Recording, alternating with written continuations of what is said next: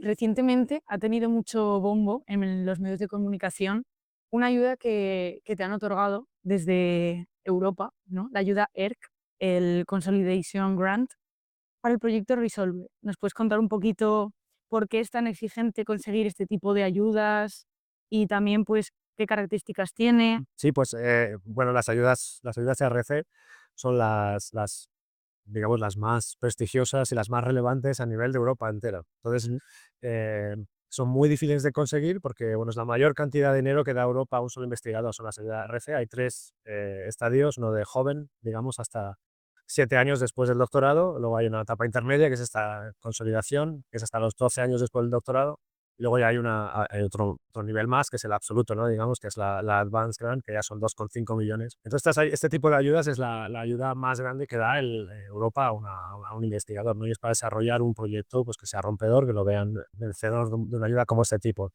En España esto significa muchísimo porque, bueno, este tipo de ayudas es esto que hemos hablado antes que nos falta, ¿no? Esas grandes fuentes de financiación y aquí pues supone pues alrededor de, multiplica por 10 cualquier otro tipo de ayuda que haya en España, ¿no? Que tenga en España. Entonces la cantidad de recursos aumentan y la capacidad de hacer investigación y de contratar a personal pues aumenta muchísimo, ¿no?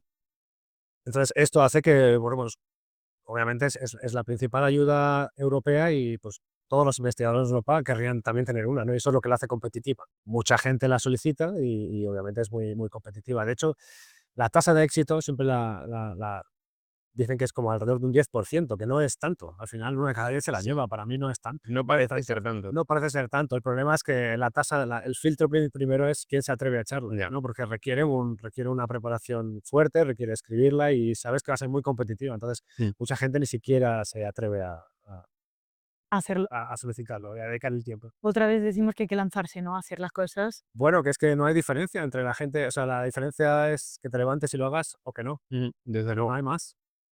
¿Y qué características tendría esta? Es una ayuda que da, son 2 millones lo que nos han dado para los próximos 5 años. Entonces empezará el proyecto en mayo del 2025, o sea, este mayo ya, y durará pues hasta el 2030. Y bueno, pues nos da capacidad para contratar desde estudiantes de doctorado hasta investigadores senior. Y sí, pues hasta 8 personas podrán tener contrato con esta. No van a ser 8 personas los 5 años, obviamente, pero sí, hasta 8 perfiles diferentes. ¿Cómo se siente recibir esta ayuda? O sea, ¿cómo lo has celebrado? Con champán, como en... Pues la verdad es que lo he celebrado, sí, bueno, pues con amigos, familia y demás, y la verdad es que muy bien, yo estoy muy contento. No solo es los recursos que da la ayuda, ¿no? Para hacer el trabajo, que es algo que siempre sueñas con hacer, sino también es digamos, como un sello un poco de prestigio, ¿no? Y eso sí también es casi equivalente, empuja casi a la par. No es tener un premio Nobel, obviamente, pero digamos que es un poco ese sello que cuando solicitas más financiación o quieres solicitar otro tipo de ayudas, es un sello que va contigo y que te ayuda a conseguirlo y que lo vean ya te posiciona en una escala diferente. Te da más renombre en el ámbito.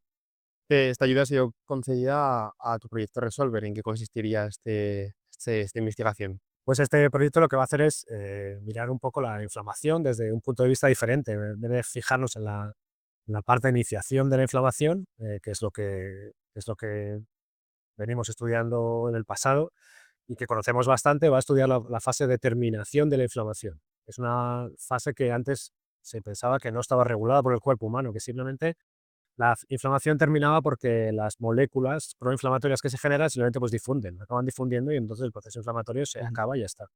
Pero hasta ahora sabemos que no es así, que el proceso es activo, que está regulado y que hay moléculas que se encargan de finalizar el proceso de inflamación. El problema es que no tenemos ni idea de cómo eso sucede, ¿no? Y si queremos, digamos, promover que termine la inflamación, necesitamos comprender primero a nivel básico cómo funciona para luego poder generar esos fármacos, ¿no? Entonces, el proyecto lo que va a hacer es eso mismo, intentar entender cómo termina ese proceso de inflamación. Y aquí lo que hay son unas moléculas que derivan de los ácidos grasos omega 3, Ujú. ¿no? Que son famosos en la dieta y demás, promueven esa terminación de la inflamación. Y son una serie de lípidos, que hay más de 40 de ellos identificados, pero nadie sabe, por ejemplo, a los receptores a los que se unen.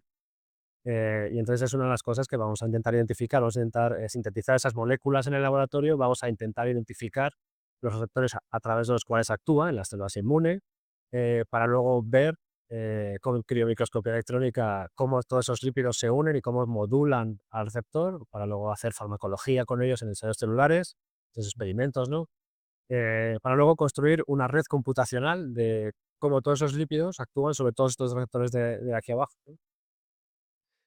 Y con esa red computacional lo que intentaremos es ver si podemos encontrar las mejores maneras de controlar el proceso. Es decir, luego iremos a un proceso un poco más complejo, que será coger tejido de pacientes del hospital en un sistema de epitelioides, donde bueno, es un sistema donde podemos crecer en el laboratorio. Epitelio puede ser de esófago, de la piel, de personas, y se puede crecer de una manera indefinida. Aguantan en el cultivo mucho tiempo, de tal manera que les podemos hacer un corte y podemos ver cómo el corte se vuelve a cerrar, como si estuviese cicatrizando la herida. Entonces, como uno de los procesos que ocurre en la terminación de la inflamación es exactamente eso, la regeneración de tejido que se ha dañado durante la inflamación, Ujú. lo que miraremos es, usaremos esa red computacional de lípidos y de receptores para ver eh, de qué manera podemos cerrar mejor o de manera más eficiente esa herida en el tejido que viene de pacientes como sistema modelo, y asumimos que eso extrapolará a, a terminar el proceso de inflamación. Preferimos usar tejido humano, que esto es lo que nos da la oportunidad, ¿no? Ese experimento de cierre de vidas, ¿no? Nos da la oportunidad de trabajar en humanos, y eso esperamos que extrapole mejor luego a curar la inflamación en humanos, ¿sí? Sea representativo realmente. Sea más representativo. Aún así, por supuesto, una vez terminado eso, podremos hacer experimentos en ratones para otro tipo de enfermedades también, porque luego ya, una vez que veamos ahí, tendremos que ver si extrapola realmente y todos los tipos de inflamación que hay, ¿no? Desde Sí. inflamación crónica, inflamación aguda, enfermedades autoinmunes, neurodegeneración. O sea, la inflamación participa en muchísimas inflamaciones crónicas. ¿Por qué es tan importante estudiar la inflamación? Pues es muy importante porque, aunque parezca mentira, está involucrada y contribuye al progreso de muchas otras enfermedades crónicas, como son eso, pues neurodegeneración, Alzheimer, contribuye a enfermedades metabólicas como la diabetes, contribuye al progreso del cáncer, incluso contribuye, se cree que hay un nivel basal de inflamación que también contribuye al envejecimiento, ¿no? Que cada vez que envejecemos tenemos un nivel basal Ujú. de inflamación un poquito mayor, y que esto también contribuye al envejecimiento. Entonces, poder controlar la inflamación de una mejor manera, pues puede tener un impacto muy grande, ¿no? En la calidad de vida de las personas y en, digamos, una gran variedad de enfermedades. Has mencionado que la inflamación tiene varias fases. Principalmente, los estudios previos se han centrado en las primeras. ¿Cuáles serían estas fases y por qué la importancia de las últimas o de la última en este caso? Eso es. Bueno, pues a ver, al final, o sea, hay fases, ¿no? Pero en realidad hay una fase de activación en donde, bueno, pues si tenemos un corte, por ejemplo, una herida, pues ahí hay un flujo de sangre que va, ¿no? Que nos inflama, ¿no? Y entonces hay un transporte también de células inmunes que van allí, que se activan y atacan, ¿no? Cualquier patógeno que pueda entrar. Y luego ya, pues obviamente una vez que haya activado, pues tenemos que bajar esa inflamación, esa fase de terminación. Sería, bueno, un poco resumido, sería esa fase de activación y de terminación. Lo importante de estas dos fases es que ahora mismo, como comprendíamos la fase de iniciación, hemos atacado con fármacos la fase de iniciación. Y esos son los antiinflamatorios ahora mismo.